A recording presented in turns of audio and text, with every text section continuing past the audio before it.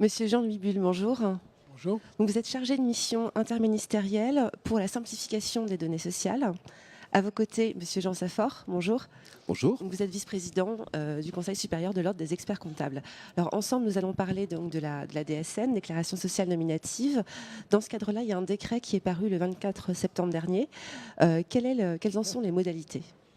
Qui ça concerne? Alors, il faut peut-être expliquer le cadre dans lequel ce décret intervient. La DSN est jusqu'au 1er janvier 2016 une option qui est proposée aux entreprises. C'est une offre de simplification qui est proposée aux entreprises.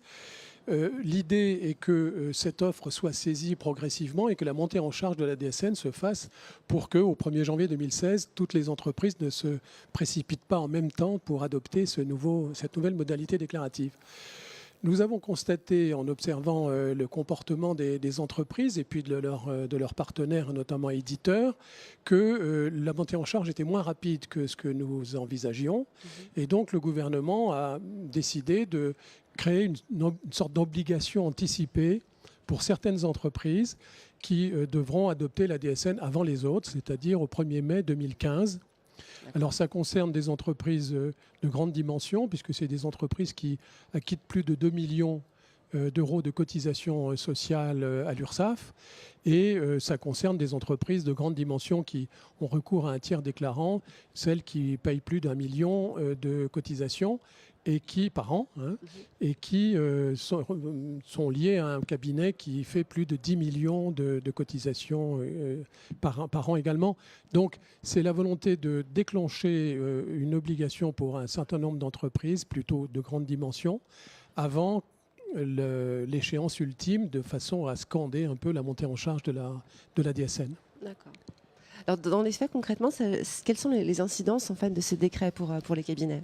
Alors pour nous, ça va nous permettre de faire une montée en puissance parce qu'en effet, dans un cabinet, les cabinets d'expertise comptable font plus de 50% des bulletins de paie en France. Et alors beaucoup de toutes petites entreprises et puis quelques PME qui n'ont pas leur service social pour le faire ou qui sous-traitent au cabinet. Donc ça va nous permettre un petit peu nos plus grosses entreprises, nos plus gros clients en matière de paye, de commencer à démarrer avec eux, de commencer à voir un petit peu ce nouveau métier de la DSN, parce qu'il y a quand même une transformation de nos services sociaux, et donc d'y aller progressivement pour pouvoir ensuite, au second semestre, paramétrer l'ensemble des autres entreprises pour être prêt au 1er janvier. Donc c'est une montée en puissance et une montée en charge qui va nous permettre 3 mois de test un petit peu avant de s'attaquer à la masse pour éviter le bing bang au 1er janvier qui nous aurait amené sûrement, obligatoirement, dans des risques, pour ne pas dire aller dans le mur complètement. Quelles sont les prochaines grandes étapes en fait, de cette DSN ? Alors les grandes étapes, la prochaine grande étape, c'est la substitution de la déclaration de cotisation sociale, c'est-à-dire que la DSN véhiculera les éléments nécessaires pour que les employeurs acquittent leurs obligations déclaratives en matière de cotisation, à l'URSSAF en particulier, mais pas seulement. Et donc ça, c'est une étape qui intervient au début de l'année prochaine, à la mi-février, et qui va commencer à être testée à partir du mois prochain avec plusieurs dizaines d'entreprises volontaires pour tester le dispositif.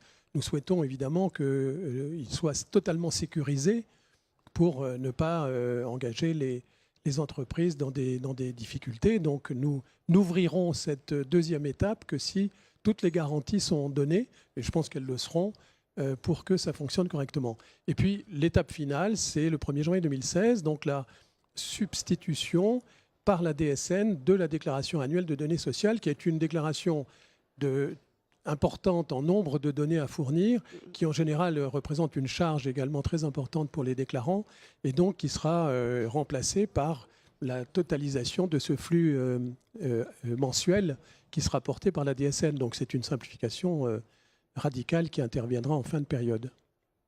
Donc on sent que le chantier est bien lancé. On se donne rendez-vous le 2 janvier 2016 ? Au 2 janvier. Absolument. Merci à vous deux. On fera le bilan. Au Merci revoir. beaucoup. Merci, au revoir.